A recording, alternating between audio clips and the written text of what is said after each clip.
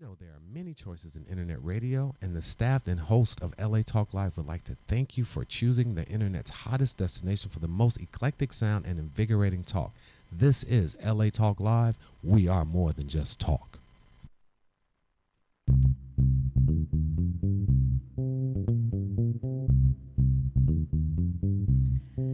Hi, everyone, and welcome to the Book Beat. I'm Jean Noel Bassior, and that bumper music is by my brother, Rick Fleischman.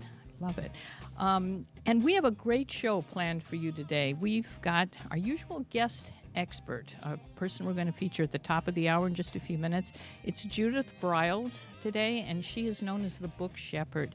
And she can tell you everything you want to know about how to get published. And I like her slogan, it's and not regret the book that you've published, you know, how to feel good about it. And then we have two authors that are going to join us. First, Dorothy Dale Kloss, and she bills herself as one of a kind at 89. And she really is amazing. She's in the Guinness Book of World Records as the oldest living working showgirl. And she's got a new book out called I'm Not in Kansas Anymore. You can see it right there.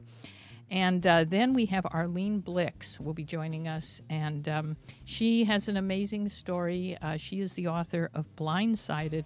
And this is the first book to document the journey of a couple dealing with cancer, from diagnosis and treatment to the finality of death, grief, and survival. And I'm familiar with this book, and I know how powerful it really is. So can't wait to have Arlene on with us.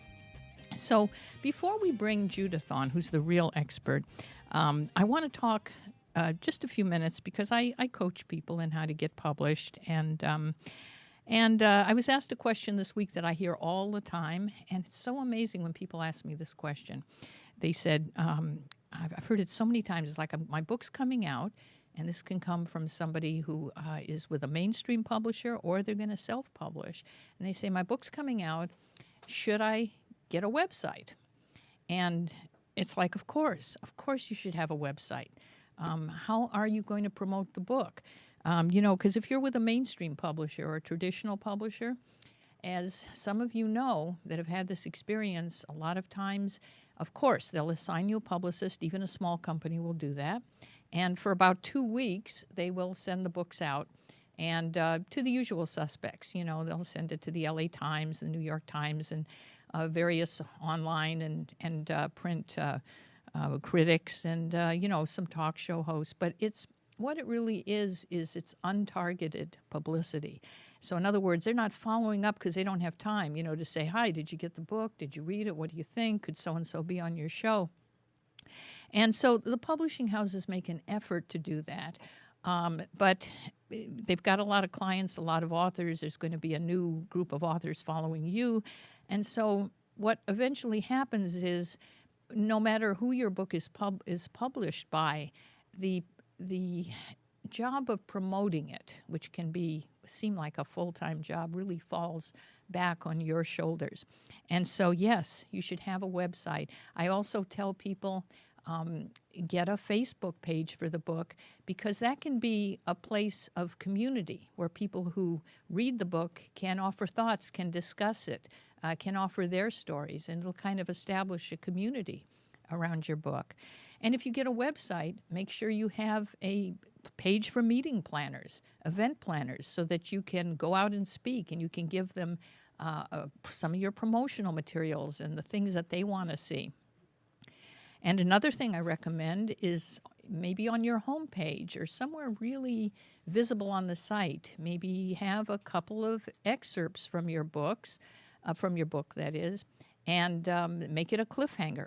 Maybe have a couple of sentences on the homepage, and cut it off at a place where they just have to read more. And so it says click to read more, and then they go to another page, and then you create another cliffhanger where, give them another paragraph or two, or maybe a page of the book, and then cut that off where they really want to read more because they want to experience your book on the site. And I know from experience that people just, maybe spend from 2 to 5 seconds on a site before they decide if they're going to stay. So you've got a lot to do on the homepage, but that's how you get the word out about your book. So there's so many things that you can do for promotion, but I want to bring the book shepherd on, Judith Briles, because she knows all about how to create a platform for your book, and she's going to give us a lot of great tips. So hello, Judith. Are you there? I am. How are you? Good. Thank you. Thank you for joining us. It's my pleasure. So you've been known as the book shepherd for a long time, right? You've coached thousands of authors over the years, right? I have. Yeah, I have. I actually started doing it with a pay it forward situation back in 1981 when I came out with my very first book, which I thought was the only book, and little did I know that books breed more books. But back in 1981, I was speaking on a cruise, and the other woman who was also the speaker, who I knew, we were on a national advisory board for women executives. And Carol kind of sat me down and was like, listen, my child, and I will share, so to speak. And 3 hours later, that what I thought I was going to be doing, and this was with my first book came out with St. Martin's Press, that I really thought that, they were going to do everything. And back then they did basically the bulk of everything. That was the old days. Yeah.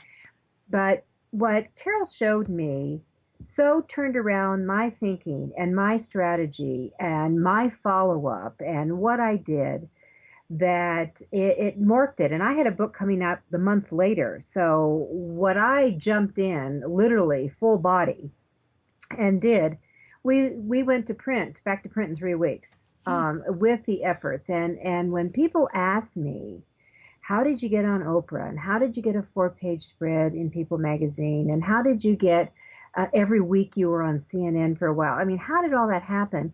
Well, I learned how to pitch it, which is one of the critical things that all authors do. And you were talking so right on that you have got to have a website. That is the part of the core of your infrastructure for you and your brand and your promotional efforts. And it doesn't matter if you're with a publishing house that's based in New York or if it's you in the garage. It doesn't matter. You have got to have that presence that looks like the big boys.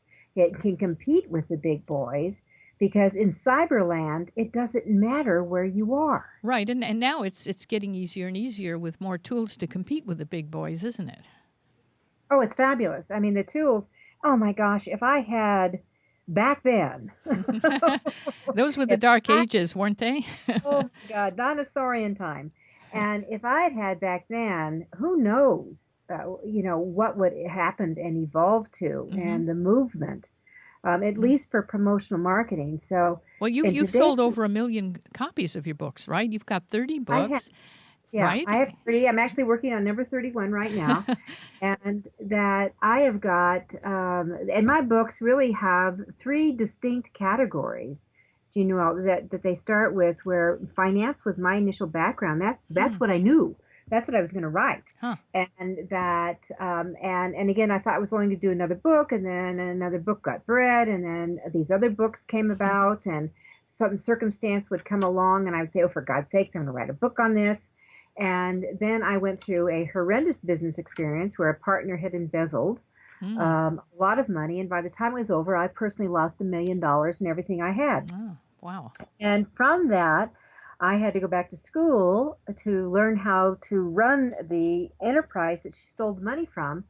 And I did try. I had put it in bankruptcy. I brought it out. I paid all the creditors 100 cents on the dollar, and the court said, "Boy, did you do good."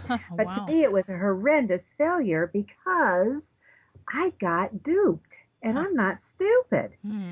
And going back to school, so my dissertation was on ethics, and the topic was, do women undermine other women? So I came from a financial field where I was one of E.F. Hutton's very first women stockbrokers, and way ahead of my time, because I had gone to Hutton and said, hey, I've got this idea for a book series and blah, blah, blah, blah. And, I could have very well been Susie Orman back then, but it was too ahead of time. So what I do want to say for authors in your own writing is sometimes your ideas are ahead.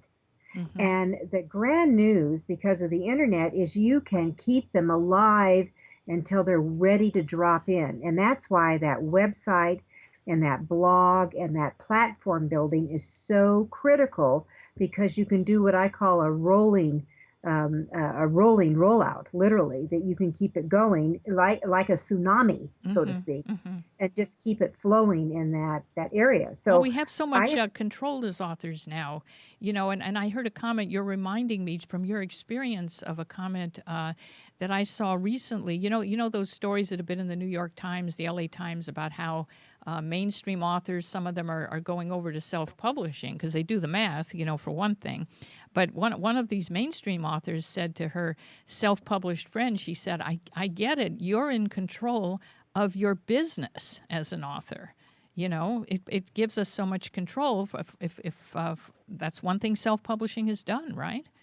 Well, for the reality is that once you get that authoring and publishing is a business, there is a dramatic change in all of it. Literally, there's a change, and I really prefer not to call it self-publishing. Mm-hmm. Self-publishing is more of the hobbyist and the casual person to me, and not Mm-hmm. really the one who really gets it. This is a full-blown business.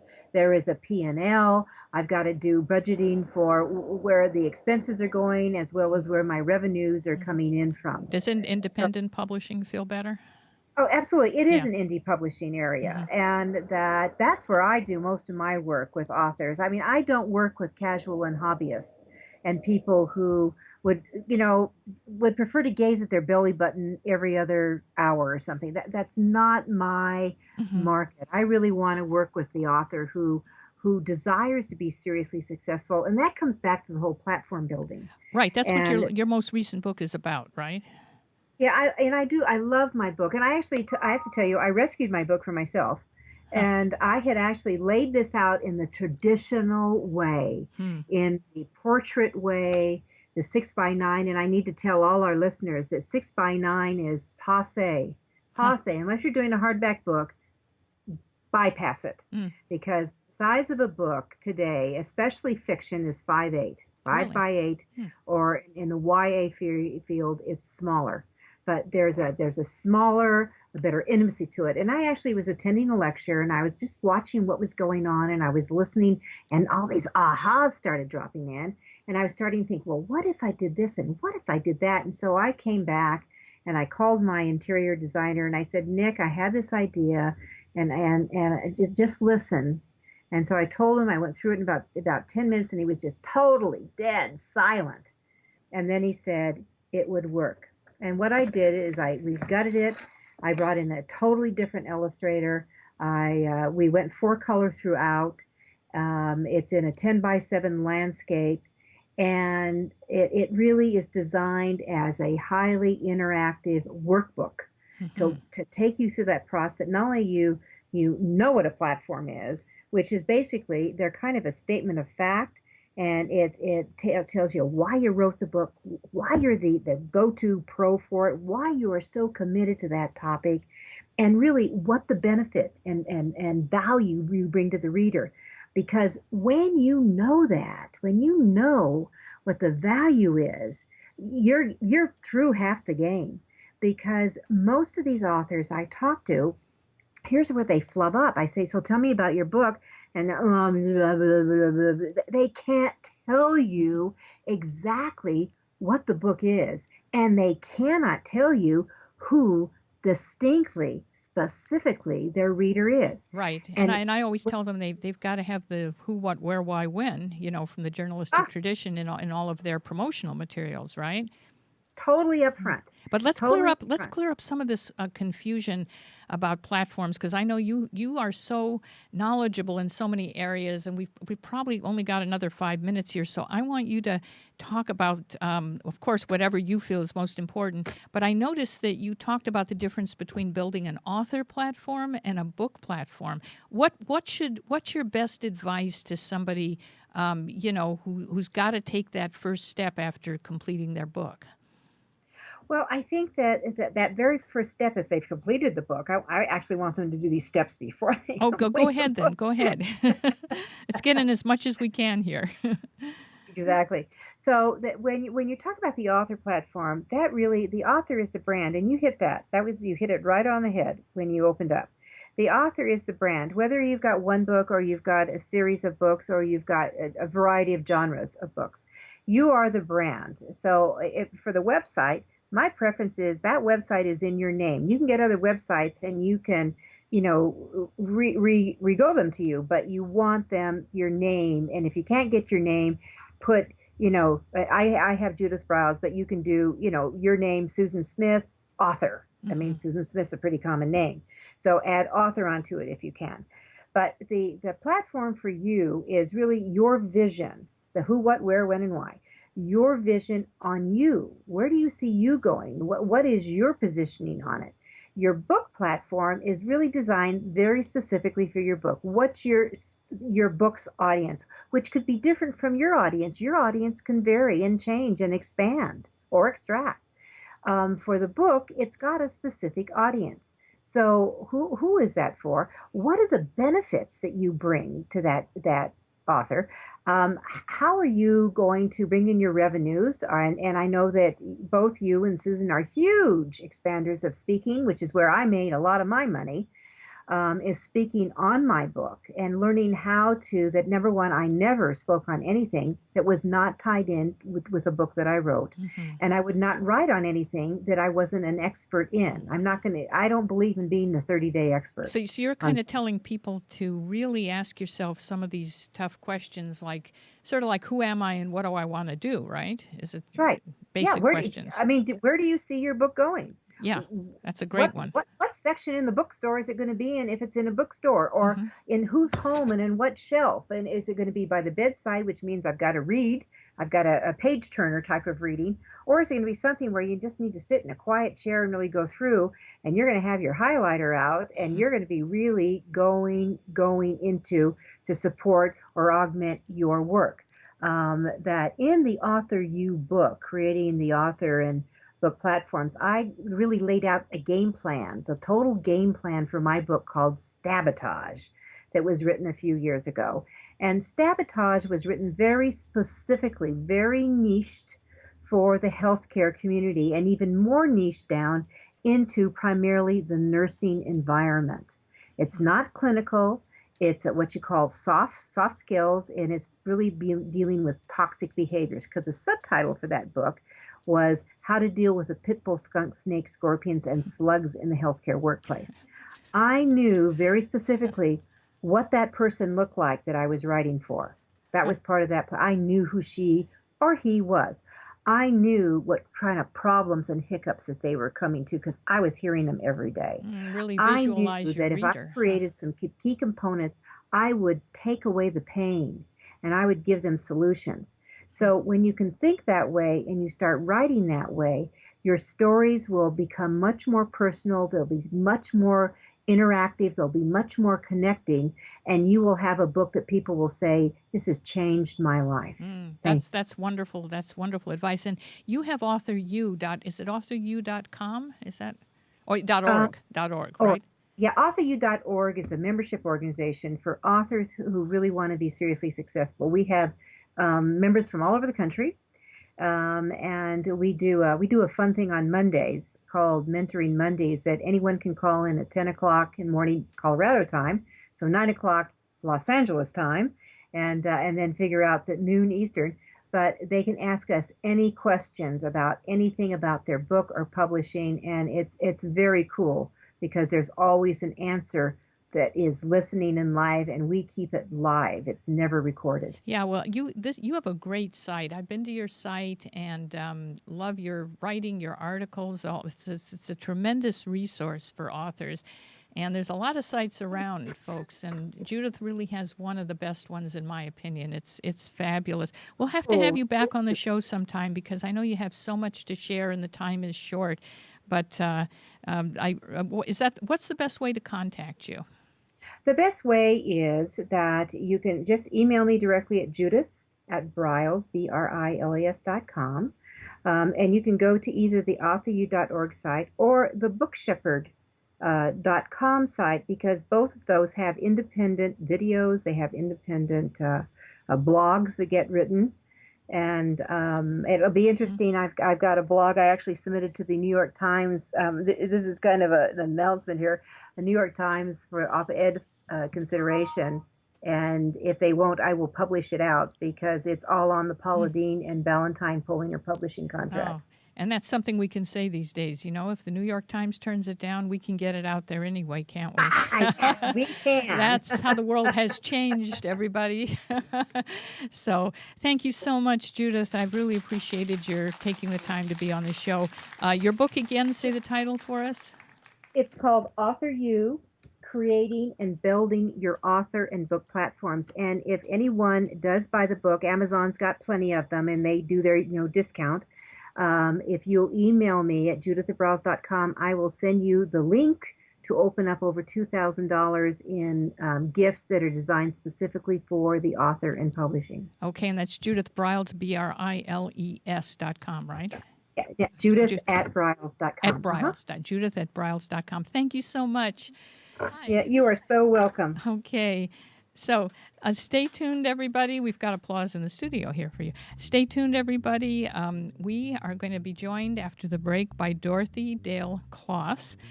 She is one of a kind at 89. And if you're by your computer, go to YouTube and look at her video. There's an amazing video of her tap dancing on YouTube. She's been in the Palm Springs Follies. She was with them for 15 years.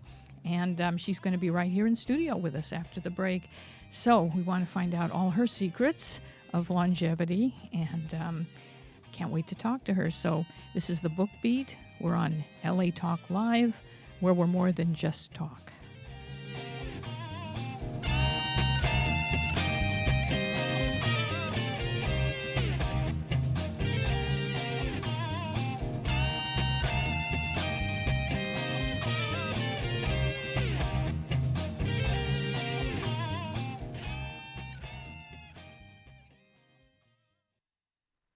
Hi, this is Starlet Quarles, and I'm inviting you to join us every Wednesday from 5 to 6 p.m.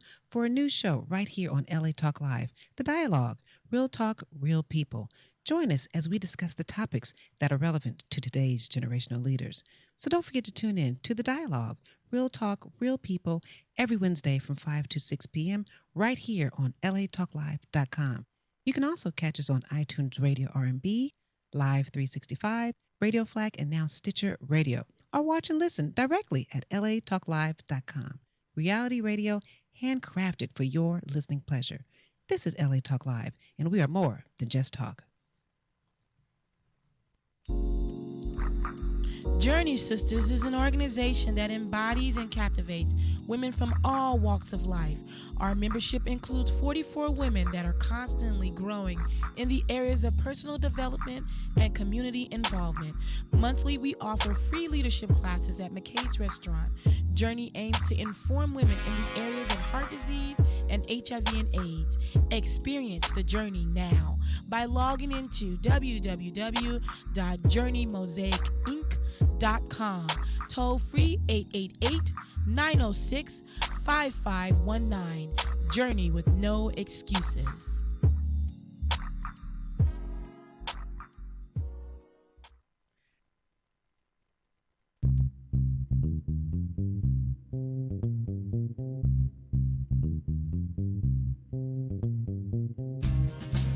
Hi, everyone, and welcome back to the Book Beat. I'm Jean Noel Bassior, and I'm joined in studio here by Dorothy Dale Kloss, who is one of a kind at 89. I have to ask you, have you thought about what are you going to say when you're 90? What new slogan? Are you going to keep that? Or? We haven't thought of that yet. Okay.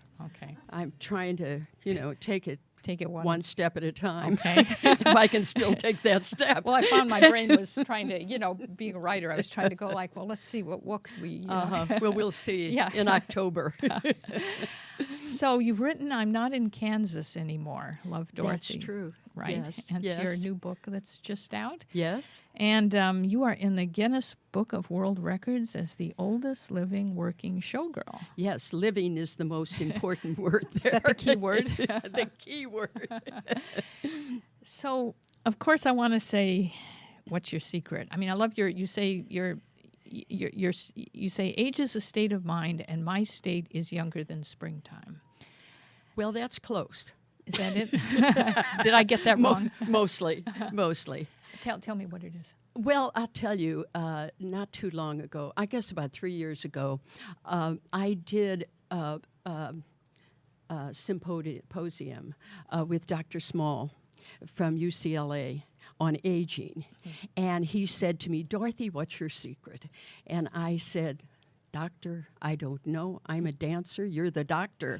You tell me. And I really don't know. But you kept dancing, right? Well, I think that's part of it. Isn't that? I mean, think you didn't that's let it. it go. You didn't say, like, I'm too old, right? Well, if you're going to let it go, then you're going to sit in that couch and life is going to pass you by. And I really wanted to go beyond that door and keep moving. And so I really didn't think about aging, you know. Yeah. I think that's one of the problems. You know, people are so busy worrying about dying, they're not living anymore. Right. And that's kind of my thinking. That's what I was So- going to ask you. Do you think it's there, when you look around at your friends or people your age or that generation, do you think it's beliefs about aging that they have that are actually making them age? Yes, absolutely. And actually, I try not to be around too many old people. Yeah.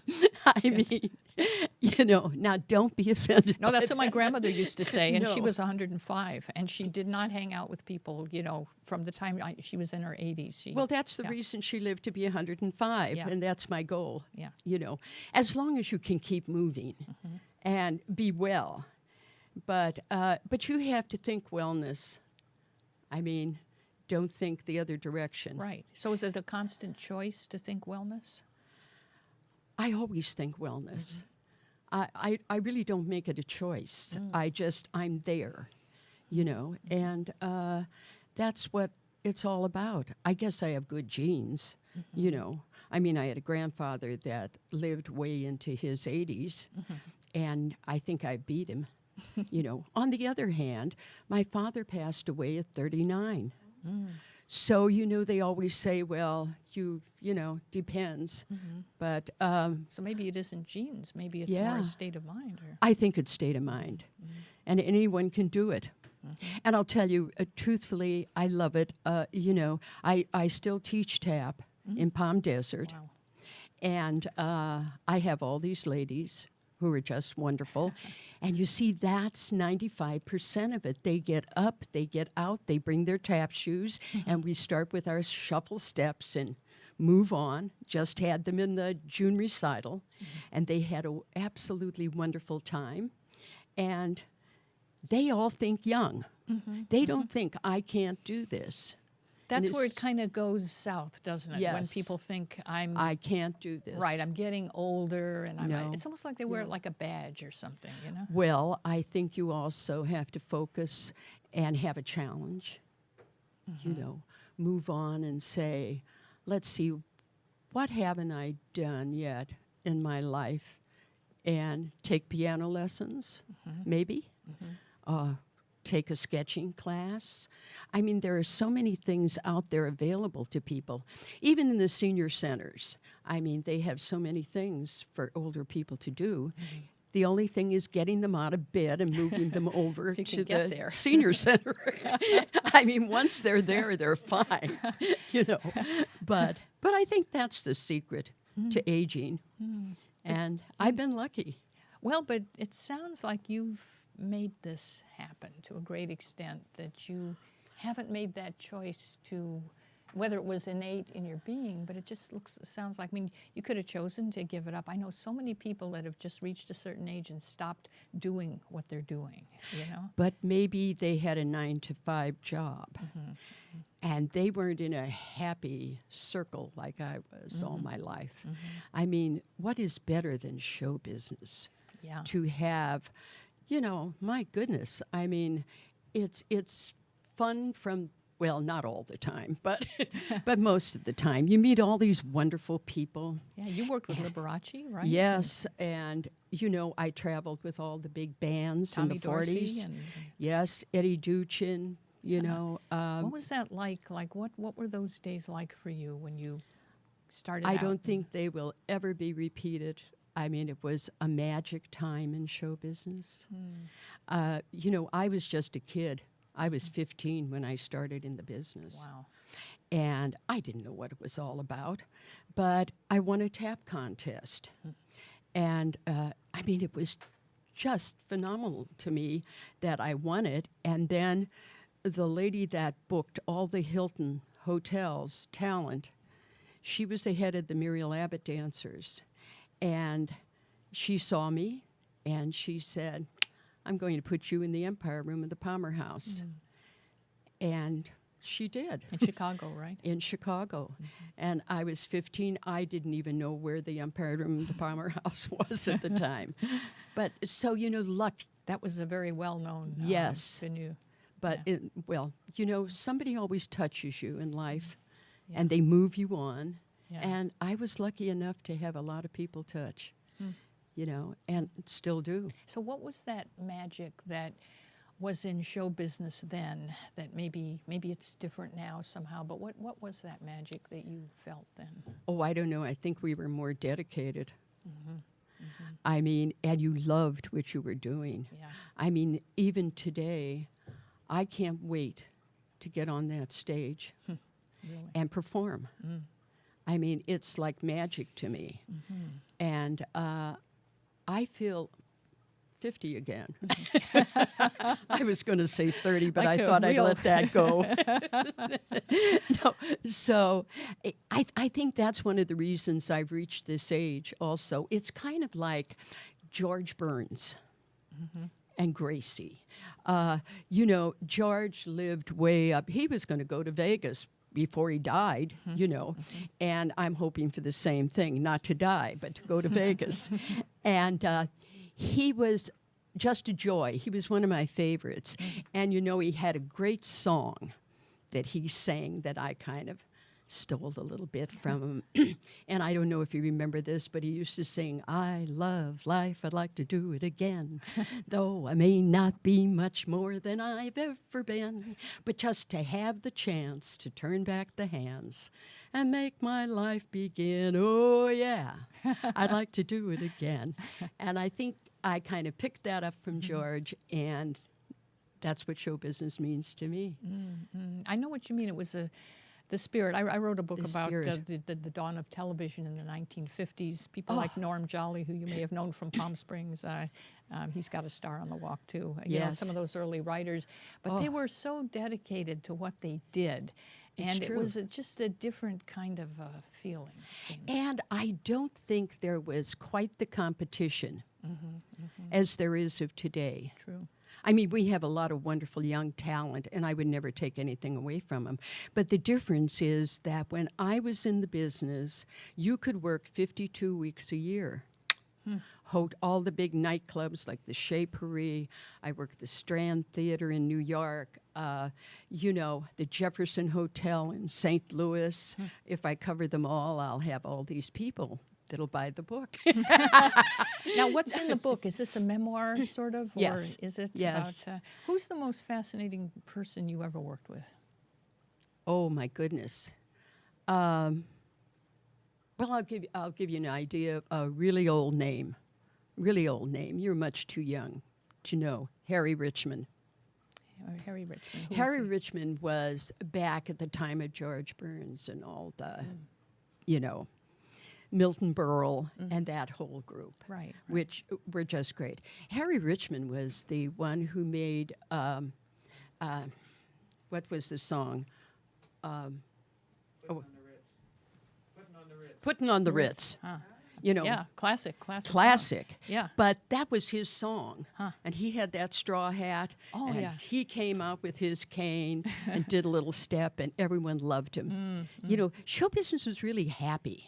It was, wasn't it? Oh, it was happy. I mean, Yeah. you did the old soft shoe and It was to make people feel better, a lot of it, yes. wasn't it?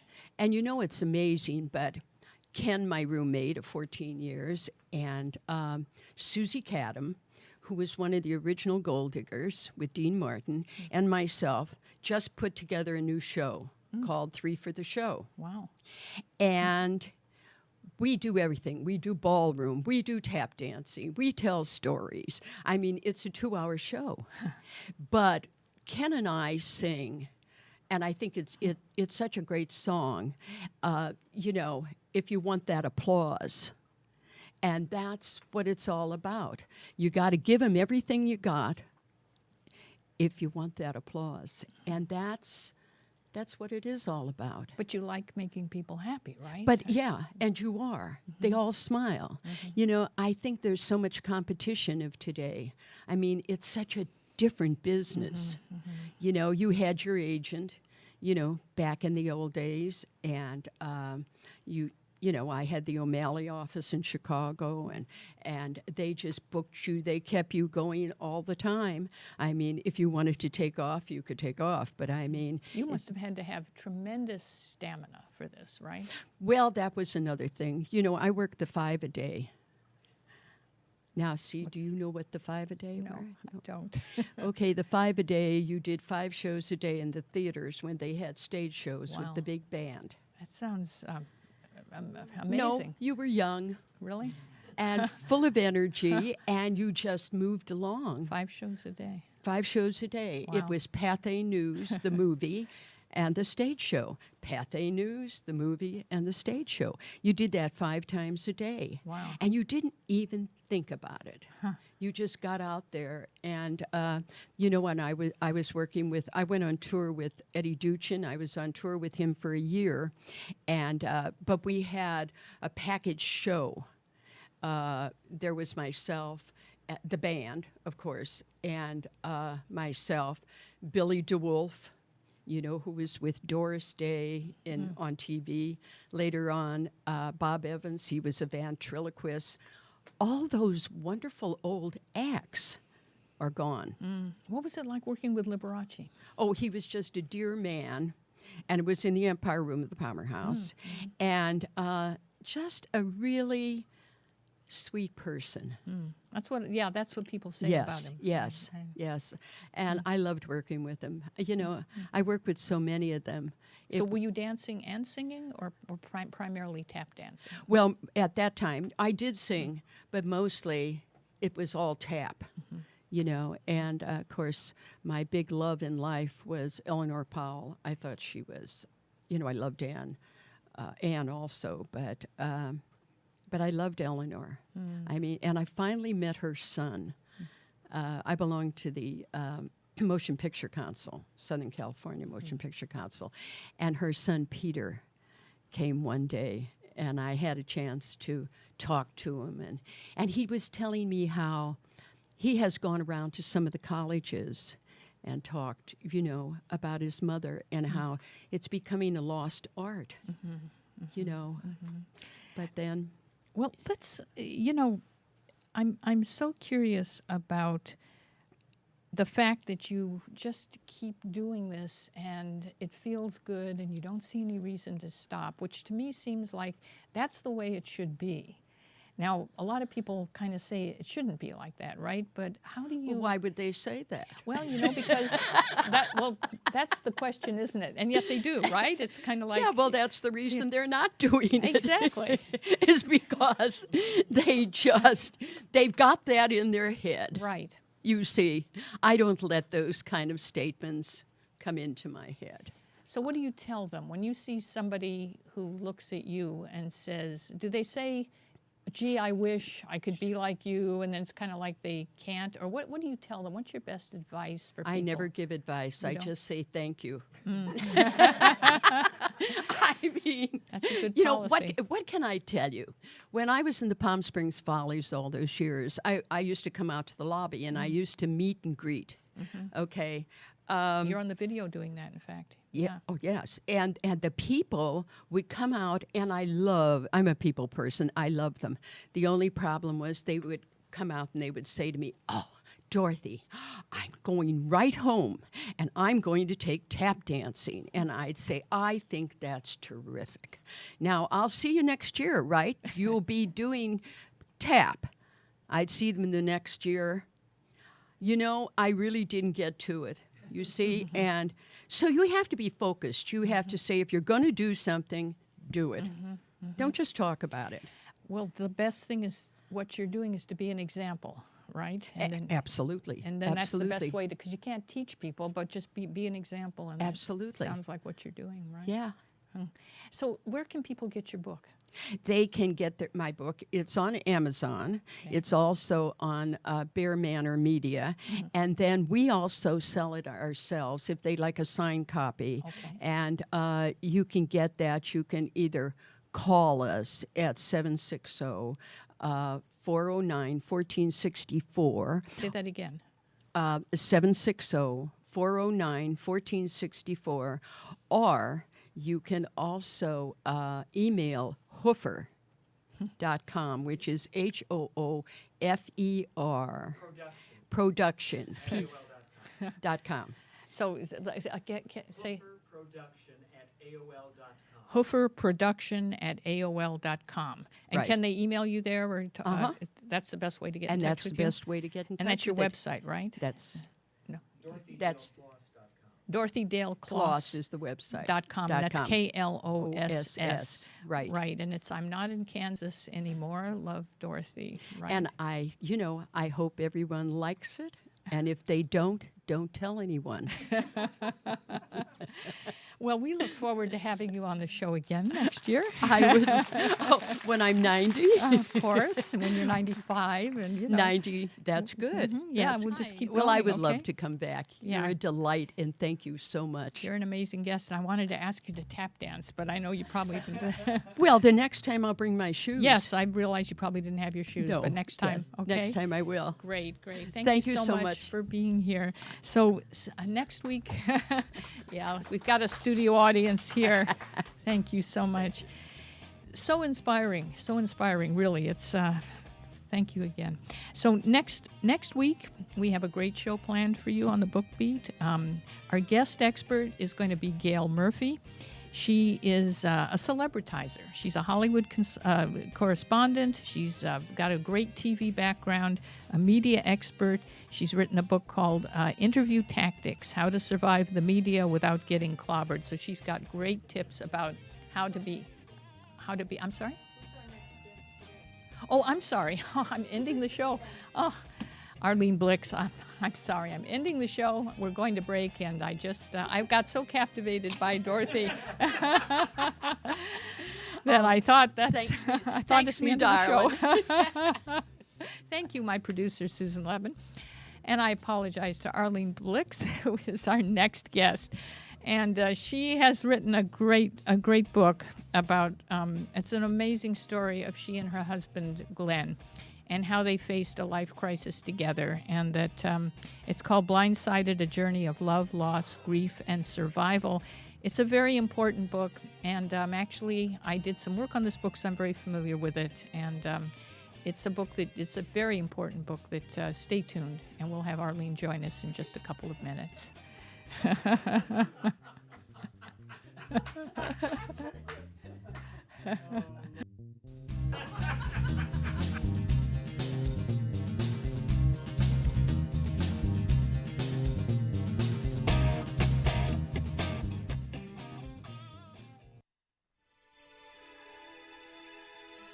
Are you ready to enjoy the Maui lifestyle? You can have it all by owning real estate on the Paradise Island of Maui. Dennis Rush, a 22-year Maui resident and real estate broker, brings his wealth of experience and market knowledge to add value to your Maui real estate understanding, providing a level of service as unique and exceptional as the island of Maui itself. The magical island of Maui was voted the most exclusive resort island in the world by Condé Nast Traveler, and keep in mind, Maui is only a simple, nonstop flight away. Hawaii Business Magazine Top 100 Realtors awarded Dennis Rush the 2011 fourth top realtor on the island of Maui.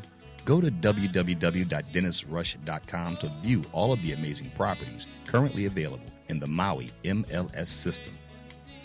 Whatever your needs or desires, Dennis Rush will provide a private consultation for any Maui properties your heart desires. You will be in good hands.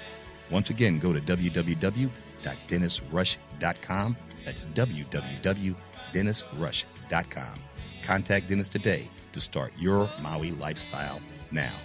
Dennis Rush, proud sponsors of the Dawn Christie Show and LA Talk Live.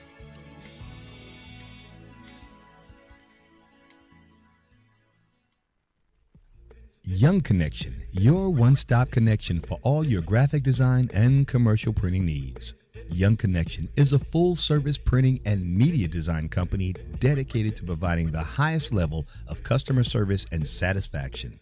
Young Connection provides swift response and rapid turnaround services for banners, brochures, business cards, letterheads, church bulletins, funeral programs, flyers, logo design, posters, and much, much more, all at an affordable price. Young Connection, the official printing company of LA Talk Live.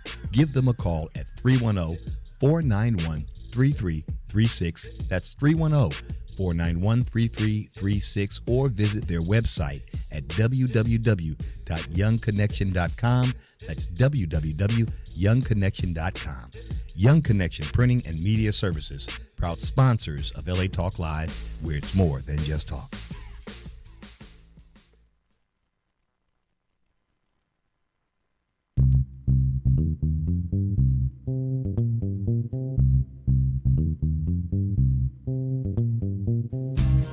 Hi, and welcome back to the Book Beat. I'm Jean Noel Bassior, and our guest this segment is Arlene Blix. And she's a registered nurse with a doctorate in public health, and you're a retired university professor of nursing and public health. And I first met you shortly after you had had a major life event happen, right? Correct. And why don't you pick up the story? The only thing I want to say in ways of further introducing you is just that you were telling me about your life. You had just met this man that you loved, and this was like the second time for both of you, second marriage. You'd been married how many years to Glenn? 12. 12 years, okay. But you both had similar careers, right? Mm-hmm. Tell us what you were doing, what life was like before this event happened that changed everything. Well, first of all, I went back to school and got my doctorate in public health, and he was one of my professors. That's right. And so that's where we met. Yeah. And we fell in love and got married. We both taught in the field of public health. We authored articles on it. We spoke, we gave workshops. You were traveling around the world. We traveled all over the world, and life was great. And we were living happily ever after. And all of a sudden, we were struck blindsided, actually, by cancer. And he was diagnosed with colon cancer. And, you know, we had planned to travel all summer and give workshops in preventative health. Health. That's what we both focused on. That was our expertise, is prevention. And how could it happen? You know, that he, the poster boy for a healthy lifestyle, get cancer. And that started our journey of loss, actually. And I met you when my financial advisor, who I told I was writing a book, recommended you to help with editing, mentoring me. And that's how you got involved with the book. And I remember, though, about that one of the first things you said to me was that Glenn could write. Because I remember you're saying, I used to watch him write. Yes. You would say, and he would sit at the computer, and it would all be this kind of linear thing that would come out, and he'd do this article, and it would just kind of pour out. And you said, I can't do that. Yes. I can't His first write. draft was perfect. Yeah, he was. And I would say to you, well, that's rare when that happens. It's very, very rare that ever happens. Most writers don't have that experience, but you were with someone unique, and so that was kind of a strike against, you were saying I can't, but you wanted to do this book, right? You had such a desire to tell this story. Well, actually, it told itself. It actually compelled me, and I became obsessed, possessed, really. I hadn't planned to write the book, although when I was grieving and I couldn't find a book that I could personally relate to on an emotional level, I wanted something that I could go, yes, that's how I feel. That's how it is. And there was no book like that. No, because you said grief books make me angry. That's right, because they had all these nice cliches and platitudes, and none of them made sense, and they didn't work. And then that would make me feel like I was a failure because I tried what they said and nothing changed. Right, and you wrote this book. You, like you say, you were really raw. You wrote, Exactly. How long had Glenn? It was 2 months after he died that I started waking up in the middle of the night with words, sentences, paragraphs that just came. And it was like, oh, I want to go to sleep. And I couldn't. And like I said, I really became possessed. So the book demanded to be written. So I would get up and I'd sit at the computer and, get it out. And then once that was out, I could go back to sleep. And so basically it wrote itself. And then I polished it. And later, actually, just last year, I published it. So it took me a long time to get to the point where I was ready emotionally to put it out there, to share, because I knew others needed it since I didn't have it, and that I wrote the book I had wanted. Right, and you had the persistence to not try to rush it out there as well, because I remember, a lot of times part of this new self-publishing world is that you can just write it and put it out there really quickly, and some immediate gratification. Right. But I usually tell authors, wait a minute here, we were still finding things that, we wanted to tweak and polish and make clear, and this is what happens when you work, with a mainstream publisher. You go through this whole process, which you were really willing to hang in there. Right. And are you glad in retrospect that? I am. And the interesting thing is, the book was published kind of as a result of our reconnecting on LinkedIn. That's true. And it was like, oh my, I remember she helped me with the manuscript. And I sent it out to some mainstream publishers, and some were interested, but they wanted changes. And it was my book. I did not want to write it their way. And so I just gave up. I just gave it up, put it on the shelf. And then when I resurrected it after reconnecting with you and you encouraging me, it's a valuable book, it needs to be published. And I read it again, and it was like, wow, I was really raw, and I was very tempted to change it because it was like, ooh, that's a little harsh. But then I remembered why I had written it, that's why it was raw, and it really reflected that rawness. It's an emotional book. And let's talk about the content that is so raw, right? Because you were a nurse, and That's yet right. you suddenly, tell us how your life changed and some of the challenges you faced, because people would say, well, you're a nurse, you could at least deal with this better than other people. Yes. But you're so honest in the book about how it was very difficult even for you to do some of the physical things Absolutely. for Glenn, right? Yeah, the book is very transparent, and my friends always said, we knew you were transparent, but we even learned more from reading your book. It did change everything. First of all, I'm not what my son would call a real nurse. I am not an acute care nurse. I don't like sick people. I don't care for sick people. And so, my area is prevention. And so all of a sudden, he's sick and he gets chemo and he's vomiting. I don't do vomit. And when I was a student, I had a terrible time because I had to carry a nemesis basin too. Somebody gags, I gag. And so it was like, oh my goodness, what am I going to do? And his sister gave me a bundle of airplane sick bags to take for me, not for him. And so that was really a struggle. And, he had surgery and he had tubes coming in and out of him, and I was supposed to change dressings, and they would say, well, you're a nurse, and it was like, that has nothing to do with it. I was a caregiver. I was not his nurse. And I was very explicit about drawing lines in sand and saying, I will not do that. Home health, hospice, someone else can come in. Right, and before it got to that stage, though, I remember you and Glenn made a decision to face this together. Right. Right? And how was that? What was that like? I mean, he was strong one day and everything was fine. And that was so hard to watch the love of my life, who was healthy and strong and so bright, and just day by day debilitate and become totally dependent. And dependence was so awful for him. But we did share it together, and I promised him that I would always do what he wanted. And that it was him that came first. That was a really important part of the book, as I recall. And in the book, I talk about how we made decisions. And when he decided to stop liquids, which meant he was going to die, he was ready to die, how I supported that. And I talked about strategies for getting through each day. He was at peace. You know, he was at peace from the very beginning. And I remember when he talked about, he said, "It'll be okay." He said, "I'm ready to die." And I yelled at him, "You may be ready to die, but I'm not ready for you to die."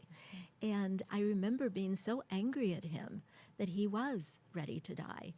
And he didn't give up. That didn't mean he was ready in that way, but he was always at peace. And I so admired that and wished I could have that sense, because I was constantly struggling with why is this happening and how am I going to cope? Not today, but tomorrow and, you know, the rest of my life. That was one of the interesting parts of the book, about how you met all these challenges, both physical and emotional, together, because both of you, really, this was a partnership till the end. Absolutely. And I remember seeing, though, this gap kind of widen a little bit as he, you know, knew, you know, and was accepting. And then maybe at a moment like that, you weren't accepting. Right. And then you had to kind of deal with that together, right? So yes, because he was ready to withdraw and kind of begin dying. Right. And, you know, I wasn't ready for him to do that, but I had to be because I had to support that. And we had friends who were wonderful in terms of support system, and Blindsided talks a lot about the importance of a support system, the importance of staying healthy. Every day I ran my 6 miles. Somebody came and sat with him. There were only 3 days when he asked me not to, because I always asked permission, because, again, it had to be his control. And I had to maintain my sanity, and he knew that as well as I. And so I talk a lot about the societal expectations, how after he died, people would say, you know, "You're healthy, you're young, you've got a lot of life to live," and everyone gives you about a year. And then to grieve. And then it's like, okay, you're done. Now get on with life, whatever that means. And so I have a whole chapter in the book about what is helpful, or what was helpful to me. That's one of my favorite chapters, because actually I've never seen anybody state more clearly what to say to somebody who's just lost somebody. You cover every conceivable situation or comment that could come up, and your responses just feel so right. That chapter is very, very helpful. Well, remember, it was very real. Yes. And so one of the purposes of my book is to educate people and to help them. And the bottom line is, the best thing to say is, "I'm sorry," because all of those platitudes that they gave me and all of the cliches, you know, they were so empty.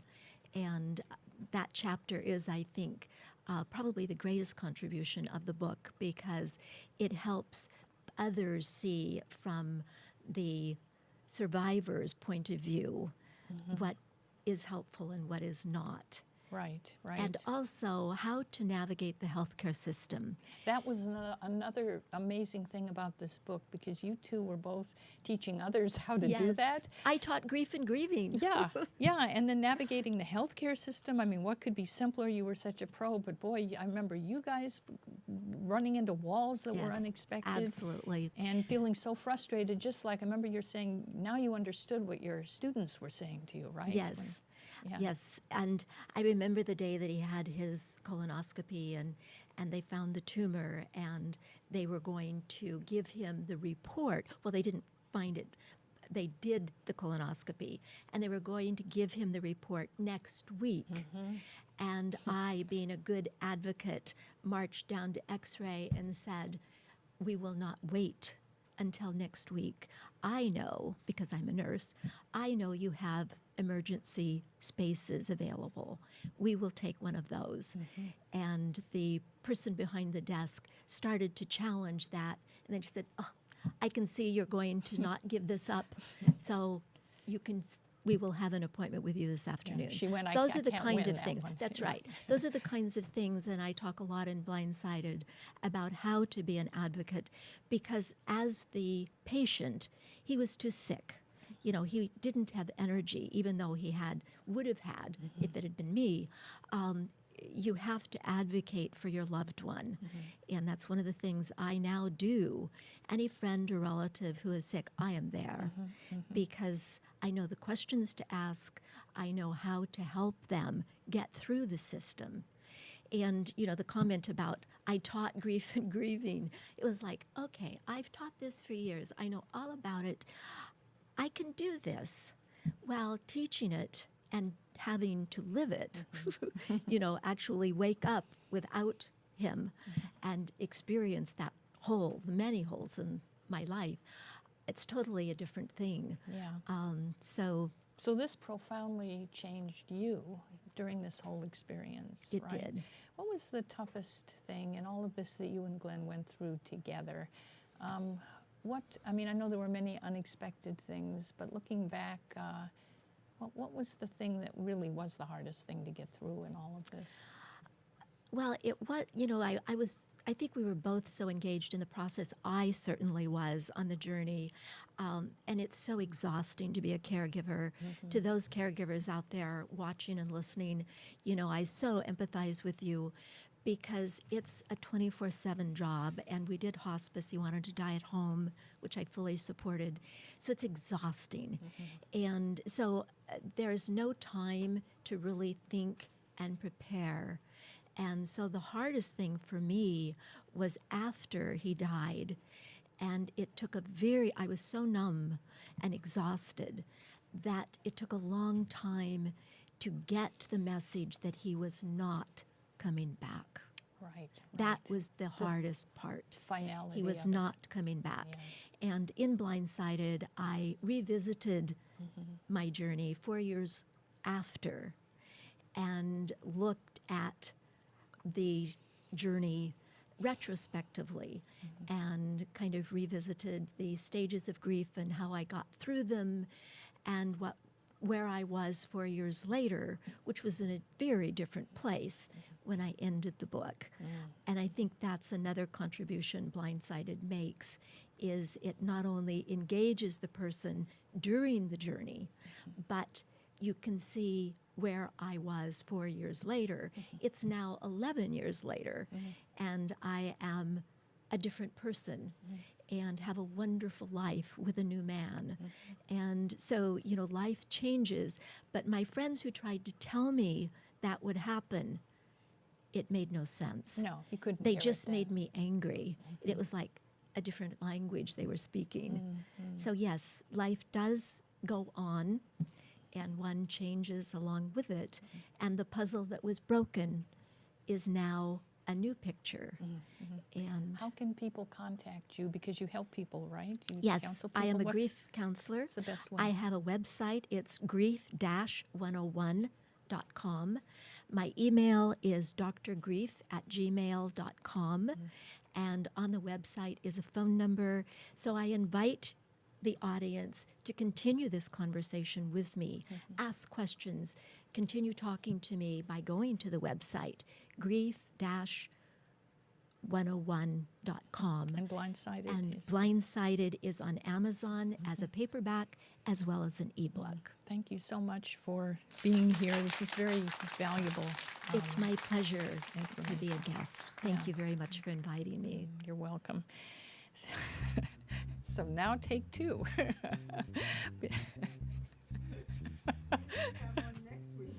Are we off? We've ended the show once, and I'm going to end it again.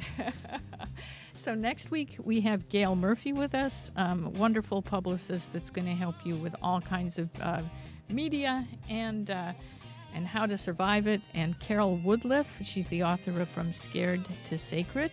She had a moment where it felt like nothing in her life was working, and so she asked the universe to come in and help, and I guess it did. And Grace Atsuko Lee. Grace grew up in Japan as a mixed-race child, and she's an etiquette expert. She's written a book called Social Graces, Essential Tools for Successful Ladies. Sounds like a little bit of an archaic title, but she's very traditional and she's very much in demand these days.